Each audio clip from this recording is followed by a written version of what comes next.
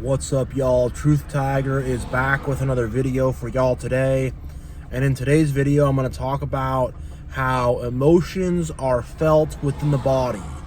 Science will tell us that it's all in the mind, it's all in the brainstem, it's all a matter of thought, it's all in the mental plane. And anyways, the things in the mental plane manifest into the physical plane anyways, and the brain is connected to your body. But you feel emotions in your heart. You hold them in your guts. You hold them in your bones. And, if you feel angry, frustrated, impatient, on edge, you start to grind your teeth. You start to tighten your jaw. You start to do stuff like that. If you've had a long day with a lot of frustrations, hard day at work, your jaw will be tightened up. You'll start to tighten your neck up, tighten your back up,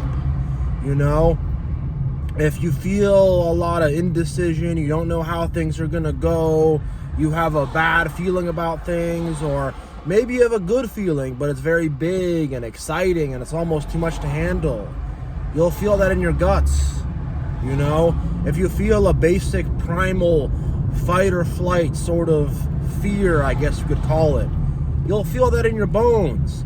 If you have passion for something, you will feel that in your loins, in your sexuality, whatever passion it is, passion for reading a book, passion for making these videos, that's where you hold your passion. And I felt it today, and just for some context, throughout most of my life, I've had a lot of fear, a lot of anger, a lot of anxiety, a lot of frustration, a lot of just being pissed off with stuff.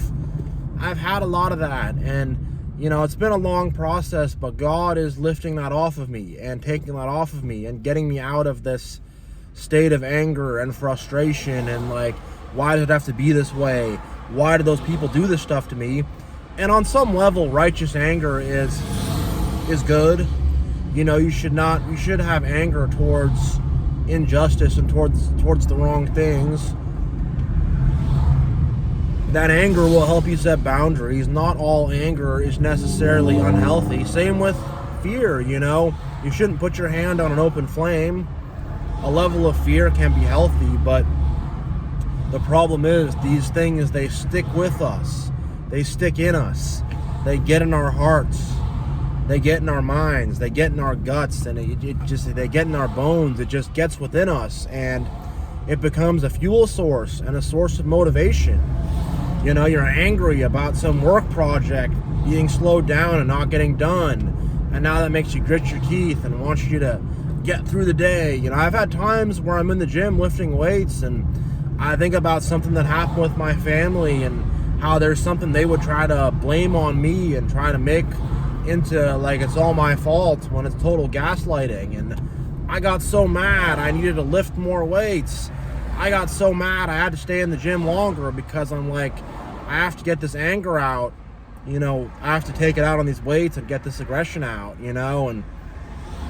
but right now I'm switching to a different fuel source. Anxiety, that's a lot of people's fuel source, and was my fuel source too, but that kind of stuff, it's not clean burning fuel, it's funky fuel. It's not the kind of stuff you want to be powered by. You want to be powered by love. You want to be powered by peace and powered by calmness, because you'll have clarity of mind. When you're powered by anger and lust and shame and low self-esteem and not feeling good enough and being afraid, those things will give you reasons and motivations to do things. You don't feel good enough, so you have to prove a point to yourself and others. That's going to make you work hard or whatever, and you're afraid of falling behind, you're afraid of not being able to pay the bills, whatever. I've been there, it's part of it, but you don't want to be powered by that. You want to be powered by faith and love.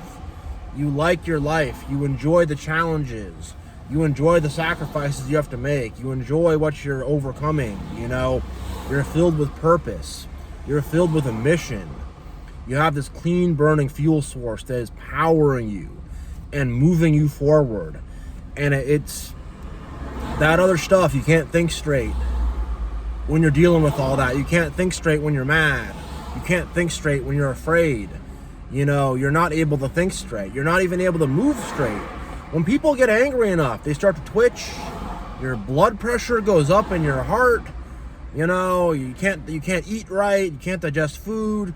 Your whole body and mind gets thrown out of whack by these negative emotions in your body. But when you have positive emotions, your mind is clear. Your heart is clear. You're in a good state. And, the way you think affects this too. You have to take control of your own mind, which we're empowered to do. It's not easy though, especially if you're not used to it.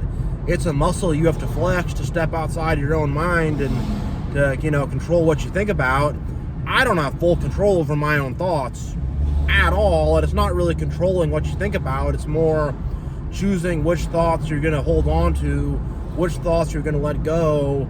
It's more about, choosing which thoughts you're going to block from your heart and which thoughts you're going to just, hold on to, be with. It's a tough process. And to make a side point, you don't want to repress anything. You don't want to stuff anything down. People will stuff down anger and anxiety and shame because they don't like the way that makes them feel. They don't want to have to accept that, so they shove it down. And it's just going to grow and fester and grow and grow and grow.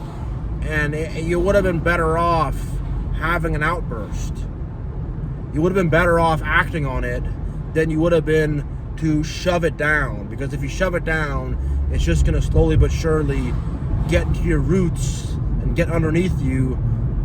And before you know it, it's a monster that's out of control. But the best thing to do is to let go of it. The best thing to do is to be bigger than it and to not let that take hold of you. That's the best thing to do. Just say, whatever. The old thing, if you're angry, count to 10. Take a walk. That old thing. If you're afraid, take a few deep breaths. That basic idea of just get back in control. That's the best thing to do, is to get back in control. But it takes a lot of discipline. It's very tough. And most people will either have outbursts and freak out, or they'll just bury it, shove it down, repress it. And it will start to destroy them and eat them from the inside out. And they will not have control over themselves. And, it's going to lead to bad outcomes. But if you can be powered by love, powered by compassion, powered by empathy, powered by joy, powered by truth, powered by a healthy sense of justice, if you can be powered by these things in your heart's like an engine. If that's the fuel, the motivation that you're having, and you're having these things to say that I love my fellow, I love God, I love the truth, I love morals and ethics, I love doing the right thing, I want to help others, I want to serve God. If you have those things as motivation, you'll have this clean burning fuel within you. And I want to make a point. I'm not perfect. I sin, I fail, I trip up. I don't make the right choices every time at all, but I'm starting to become cognizant of this. I am starting to have, cognition of this, and I'm starting to realize that I can take more control of myself, and that I have these emotions. Oopsies. Oh, jeez. Did not see a guy with his dog there. A little bit confusing on that one. There's cars turning, people going. But, God bless him for having compassion and being chill about it. But yeah, when we have these emotions in our body, and they literally physically affect us. People think that our body is divorced from emotions, and that emotions are just floating in the ether. They're just this mental thing floating in the ether, and they don't affect our body, when they 100% do. They 100% affect our body. They're in our body, they're in our mind. Mind and body are literally connected by your spinal cord. There's no disconnect between the mind and the body. There's no disconnect between your emotional heart and the body. And these things, these emotions, these thoughts, they're incredibly powerful. Everything starts out as a thought or an emotion before being manifest into something. Whether it's us having a thought or emotion, us having the emotion and the thought, God having the emotion and the thought, and that's going to be the most powerful. The devil having the emotion or the thought, other people as a collective having emotion and thoughts together, which there's a lot of people who have groupthink, for better or for worse. There's a positive collective conscience where we can align ourselves with God. There's a negative collective conscience where people will align themselves with the devil. In the end of the day, God's manifestation is going to overrule and overpower all other manifestations in the end of the day. His is the most powerful, but our thoughts and our mind, our thoughts, our emotions are very, very powerful. We hold them in our body.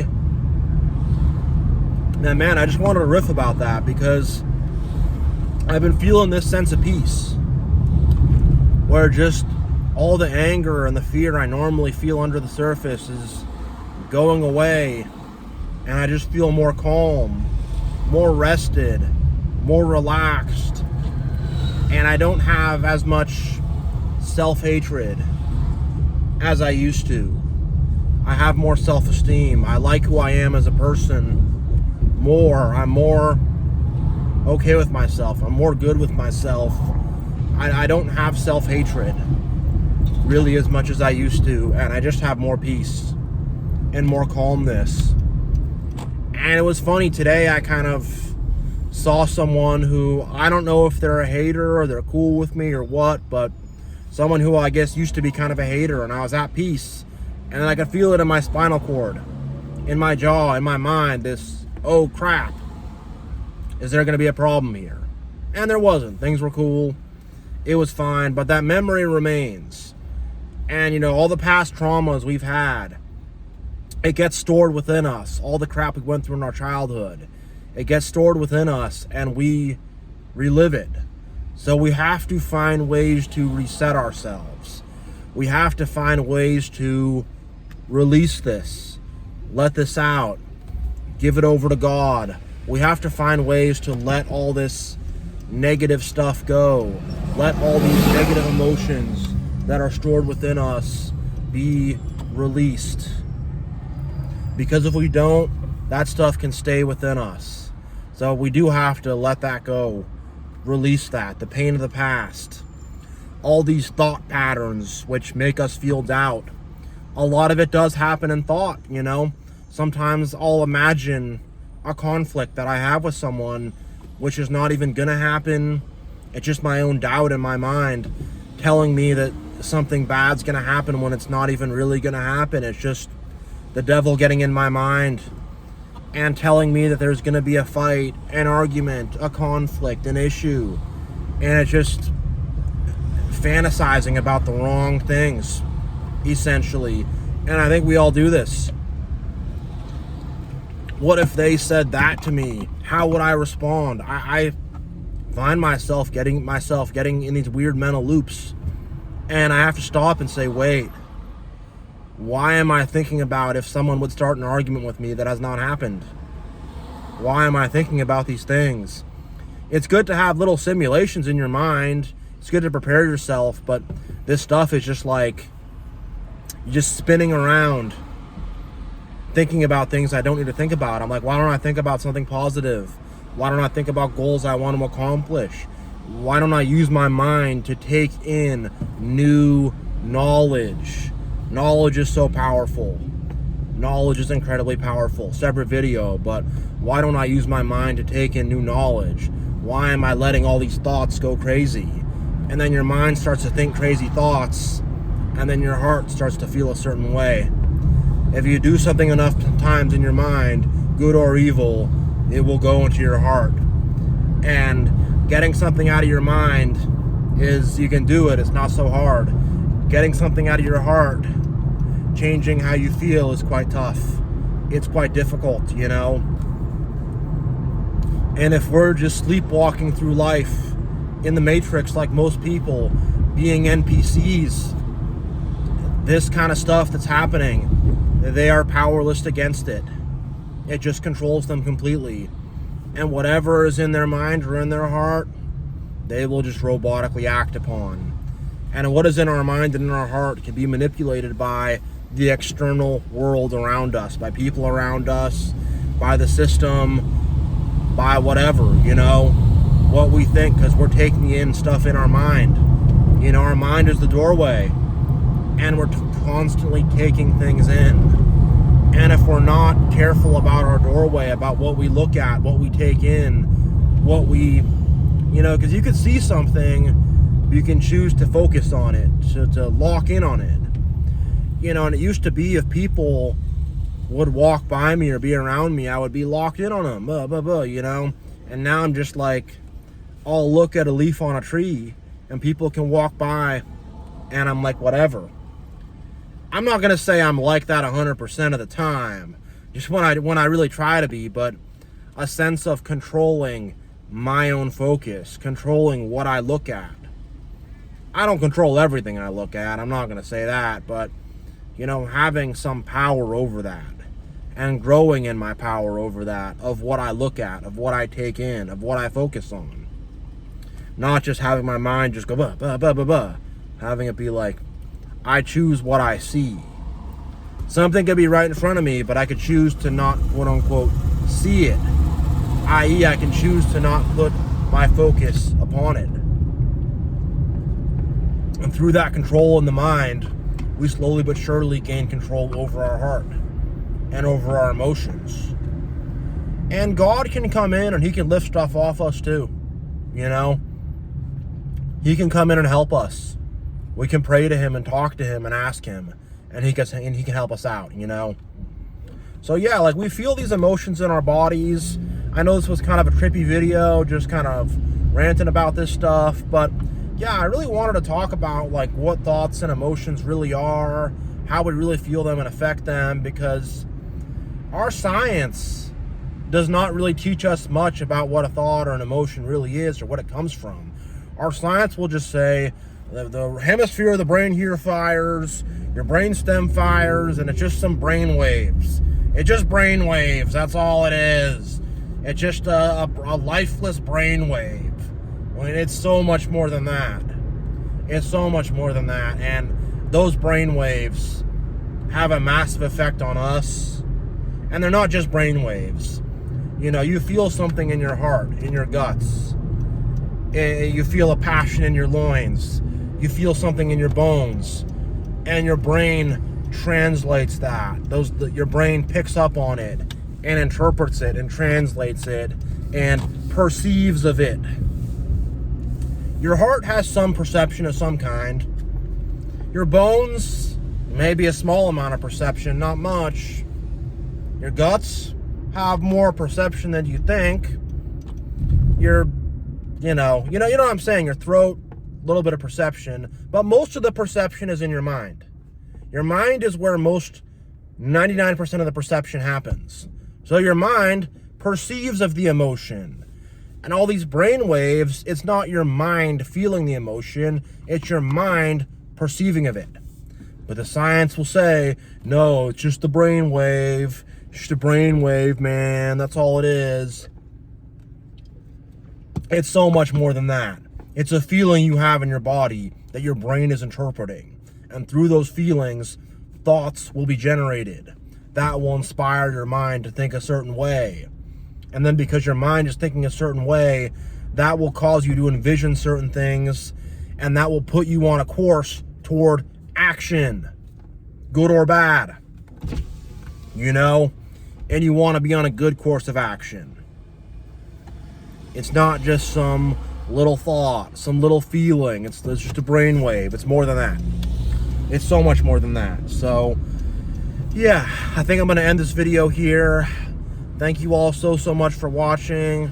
Y'all are amazing. The TruthTiger family, the TruthTiger army. I appreciate you all so much. Y'all are awesome. Much love. God bless. And I will see you all next time.